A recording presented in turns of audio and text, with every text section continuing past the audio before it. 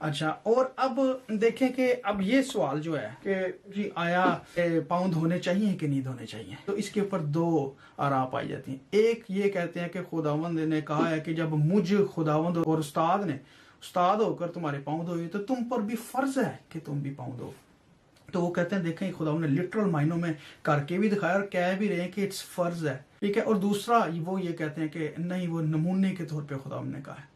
तो वो कहते हैं नहीं, दैट वाज एन एग्जाम्पल और सिंबॉलिक मायनों में उसके अंदर टीचिंग जो थी वो थी पाकीजगी की, सुथराई की, साफ सुथराई की बात थी उसके अंदर। क्योंकि जब पाँव धोने के लिए गए तो पतरस ने खुदावन से को कहा कि खुदावन तू मेरे पाँव कभी अब तक नहीं धोने पाएगा। तो खुदावन ने कहा था कि अगर मैं तेरे पाँव नहीं ना धोता तो तू मेरे साथ शामिल ही नहीं, तू मेरे साथ शरीक ही नहीं। तो पतरस को वो बात समझ आ गई एंड देन ही सेड कि खुदावन मेरे हाथ भी धो दे, मेरा सिर भी धो दे। सो खुदावन ने कहा था कि जो नहा चुका है उसको दोबारा नहाने की जरूरत नहीं, बल्कि सिर्फ पाँव धोने की बात है। सो इसके अंदर जो मैसेज है, जो कलाम खुदावन इधर दे रहे हैं, वो यही कहते हैं, जो सिंबॉलिक मायनों में कहते हैं कि इसके अंदर धोने की बात है, खुदावन के साथ शराकत की बात है। और पाँव धोने से मुराद ये है कि हमने पाँव क्या है, हमारे जाहिर करते हैं हमारे एक्ट्स को, कि हम चलते फिरते हम जाते हैं, ऐसे दुनिया में रहते हुए हम जो कुछ करते हैं, हाँ, सो हमारे एक्शंस हैं। सो और हम दुनिया में रहते हुए गर्द अपने पाँवों के साथ ले आते हैं।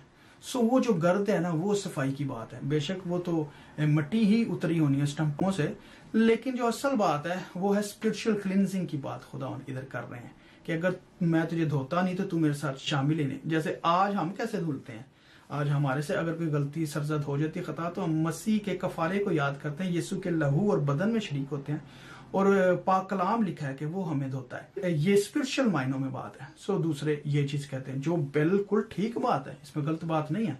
लेकिन अगर आप लिटरल सेंस में भी इसको करना चाहते हैं और अगर कोई करता है तो उसमें कोई बुरी बात नहीं है, मैं ये समझता हूँ। लेकिन एक चीज जो बड़ी जरूरी है ध्यान करने वाली, वो ये है कि आया जो कुछ आप कर रहे हैं वो दिखावे के लिए कर रहे हैं या वाकई आप खिदमत कर रहे हैं।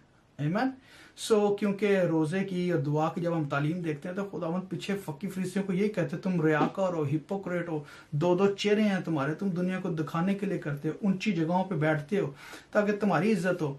तो अगर हम ये काम कर रहे हैं ना अपने दिखावे के लिए, हमारी जय हो, थोड़ी हमारा नाम हो या फोटो सेशन हो जाए, तो फिर तो लिखा है कि तुमने अपना अजर पा लिया।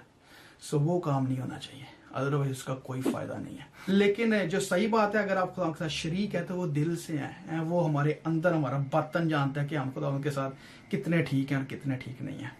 आमीन। यही चीज, अब यही स्पिरिट जो मैसेज है असल खुदावंद का कि तू मेरे साथ तब तक शरीक नहीं अगर मैं ना तुझे धोऊं, वही आगे हमें पाक